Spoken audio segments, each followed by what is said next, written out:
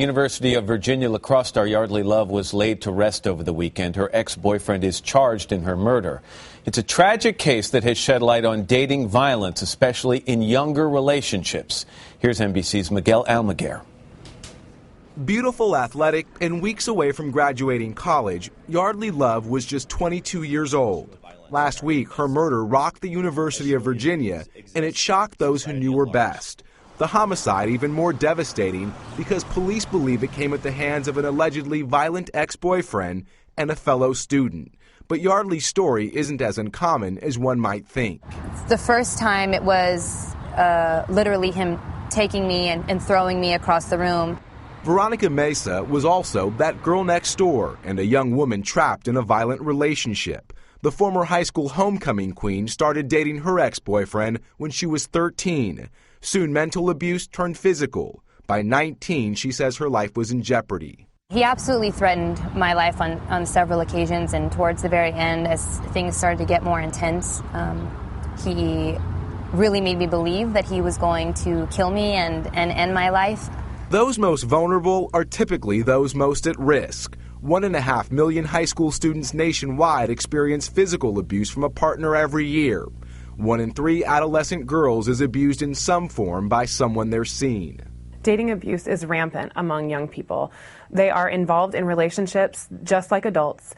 Those relationships mirror adult relationships in the level and severity of violence, and they are just sometimes as dangerous as adult abusive relationships. Veronica escaped her relationship, battered and bruised, but says she was lucky to get out with her life. Not everyone does. A charming personality and a compassionate spiritual soul. In 2007, Demi Kusha was murdered by her ex-boyfriend. The 16-year-old found stabbed to death in her own living room. Demi's father is now out to do what he couldn't for his own daughter, educate young teens about violent relationships that can so quickly turn deadly. For today, Miguel Almaguer, NBC News, Los Angeles. Demi's father, Gary Kusha, is here along with Jill Murray, a psychotherapist who specializes in teenage dating abuse. Good morning to both of you. Good morning. Good morning. And Mr. Kusha, our condolences. I know you are determined to let something good come out of this, and you're working with legislators in your own state. You want education on this. You want them to start at an early age to tell people the signs of what can happen.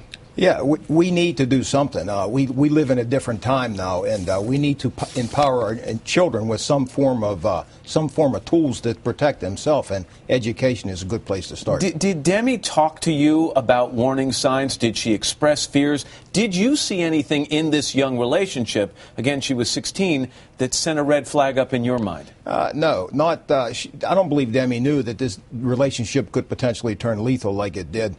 Looking back, now that I've educated myself, there were some signs that maybe we should have picked up on. But at the time, you think, maybe he's just a little bit controlling, a little bit over-possessive.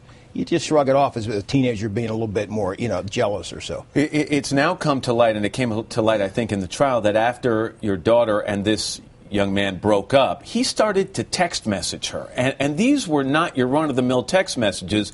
They were obsessive. I have to see you. I want to see you now. Had you known about those, would you have taken a different course? Oh, absolutely. Yeah, we were unaware of that. The excessive texting, like you said, after she broke up with him, it was almost like a panic-stricken mode where I have to see you, we have to talk. And, Demi, after 2 days of this, basically of badgering her with text messages, she agreed to let him come over so that they could talk, and he took advantage of the situation and killed her. Dr. Murray, if there's ever an example of where the one-strike policy should be in effect, you do one thing wrong, you raise a hand to someone one time, or you send these kind of messages, it would seem this is the perfect application.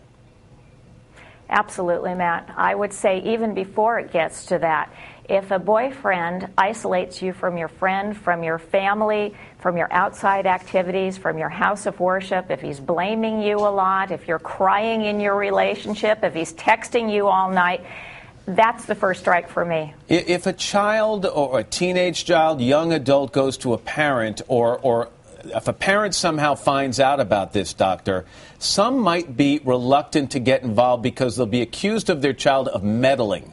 What would you say to those parents who are concerned about that this morning? I would say don't be pals, be parents. Your child needs you to get involved. You know, a lot of times kids are in these relationships, Matt, because they think that they're in love, but really they don't have the life experience to deal with something like this and understand that love is a behavior, not a feeling. If you think that there's something wrong, you need to get involved right away. Gary, I think that's an important point. I mean, your daughter may have not had the experience of dealing with any real complicated and difficult relationships, and as a result, been more vulnerable to something like this. That's exactly right. She actually had a crush. This boy that did this was a good friend of my son's, Demi's older brother, who had been around for a number of years, and she kind of had a crush on him, thought she liked him, but ultimately Demi realized that there was something wrong with this relationship, and she tried to break it off with him. And doctor, you feel that if there are any kind of signs that something might be wrong, it's important for an older male to get involved here. Why do you say that? Because abusive boyfriends don't respect women, period. And so I think a dad or a dad figure, an older brother, a male teacher, a grandfather, an uncle, those are the people that should sit down and have a man-to-man with this kid and tell him what's up. Yeah, but again, the signs have to be there, and you didn't see the signs. They weren't present in her daily life. Yeah, no, they didn't like stand out at you. We didn't see them. I mean, looking back, there were some things. There was a period of time where Demi loved cheerleading, and he wanted her to quit cheerleading. And I told Demi, oh, he's crazy. You know, you do what you want to do. It's your life. And but looking back, you know, yeah, that's a warning sign. It's controlling behavior. Absolutely. And another thing, real quick, towards the end of the last 2 weeks of her life, she was having a hard time, like eating, digesting her food, and you know, that's a classic warning sign, too, that something was wrong. And we just were unaware of Mr. that. Kusha, I appreciate you sharing your story. I know how difficult it is, and again, my condolences. Yeah, thank you, man. And Dr. Murray, thank you as well.